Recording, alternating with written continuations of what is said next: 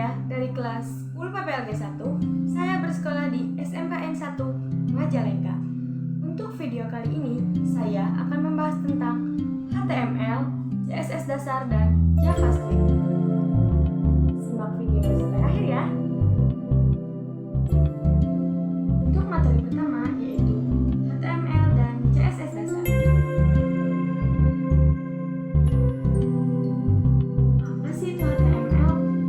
HTML adalah singkatan dari Hypertext Markup Language. HTML merupakan salah satu bahasa perkodean atau pemrograman yang digunakan untuk membuat halaman website yang ditampilkan pada web browser.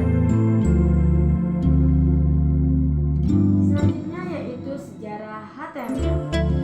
HTML diciptakan oleh Sir Tim Berners-Lee pada akhir tahun 1991, namun tidak dirilis secara resmi. Sir Tim Berners-Lee menulis HTML versi pertama pada tahun 1993 dengan tujuan untuk berbagi informasi yang dapat dibaca dan diakses melalui web browser. Selanjutnya yaitu kegunaan HTML.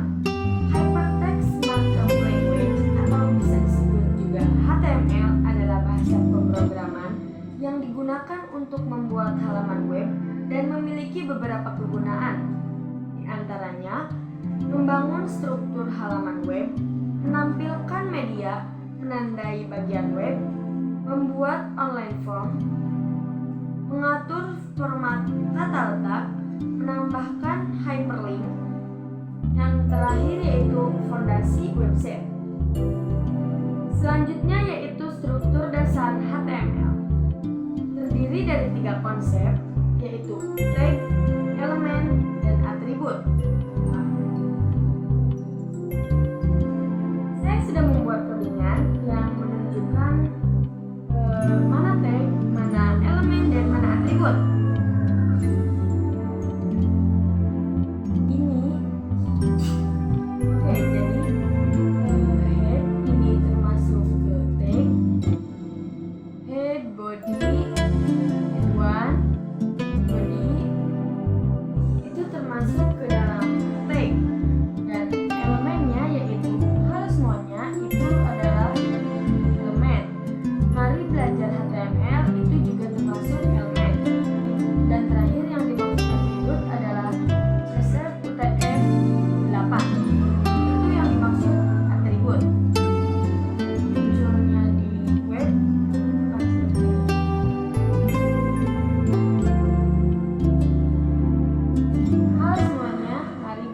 HTML bersama. Ini muncul di webnya akan seperti ini.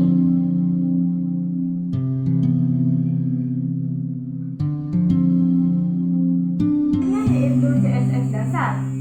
CSS adalah singkatan dari Cascading Style Sheet.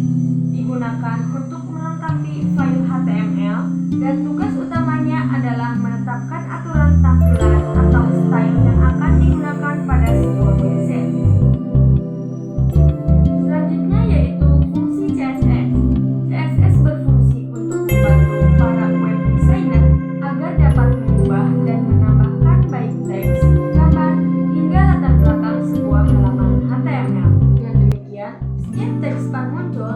Teks yang mengikutinya pun akan berwarna sesuai yang diinginkan dan seterusnya. Selanjutnya yaitu CSS dasar. Struktur penulisan CSS. Selection, property value. Jenis properti CSS. Yang pertama ada eksternal, yang kedua internal, yang ketiga yaitu inline. Selanjutnya yaitu teknik penerapan CSS.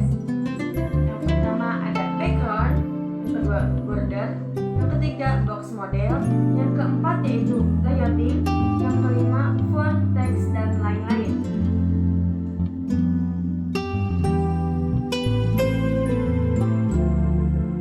Materi selanjutnya yaitu JavaScript. JavaScript adalah bahasa pemrograman yang digunakan untuk halaman web lebih interaktif, dinamis, dan responsif. Dengan adanya JavaScript, Anda dapat menambahkan fungsi seperti animasi, validasi, formulir, manipulasi elemen HTML, atau bahkan membangun aplikasi web yang kompleks seperti permainan atau sistem interaktif. Selanjutnya yaitu sejarah JavaScript. JavaScript dibuat oleh Brandon Page pada tahun 1995 untuk membuat web menjadi lebih interaktif. Standar resminya ECMAScript dirilis tahun 1997 agar bisa digunakan di semua browser. Dengan perkembangan seperti IS6 2015 dan Node.js 2009, JavaScript sekarang bisa digunakan untuk website, server, dan aplikasi. Selanjutnya yaitu fungsi JavaScript. Yang pertama, mengelompokkan kode, memudahkan pemisahan tugas dalam kode. Yang kedua, reusabilitas. Kode bisa digunakan kembali tanpa menulis ulang. Yang ketiga yaitu memudahkan pemeliharaan, memperbaiki atau mengubah kode di satu tempat saja. Yang keempat yaitu abstraksi, menyembunyikan kompleksitas di balik nama fungsi. Yang kelima yaitu menangani event, merespons interaksi pengguna seperti klik atau input. Selanjutnya yaitu variabel dan tipe data JavaScript. Variabel adalah sebuah nama yang mewakili sebuah nilai. Variabel bisa diisi dengan berbagai macam nilai seperti string atau teks, number atau angka, objek, array, dan sebagainya. Selanjutnya yaitu operator di JavaScript. Operator JavaScript adalah simbol khusus yang digunakan dalam script untuk melakukan operasi pada operan seperti kalkulasi aritmatika, assessment, penggabungan string, pembanding, dan operator logika. Selanjutnya yaitu operator aritmatika.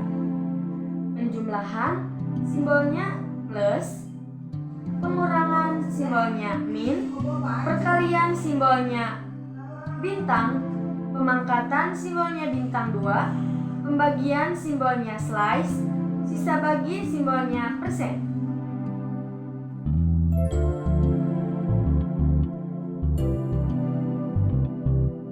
Ini adalah contoh operator aritmatika yang saya buat. Yang pertama, ini menggunakan tag HTML, menggunakan dokumen HTML yang menunjukkan bahwa web ini adalah HTML.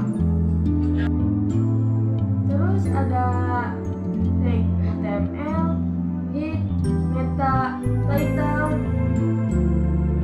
head1, body, button,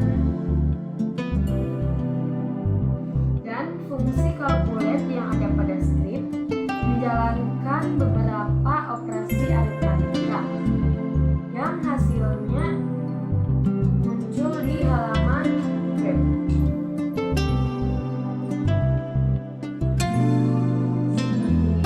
Ini contohnya variabel A sama 10 dan variabel B sama 5.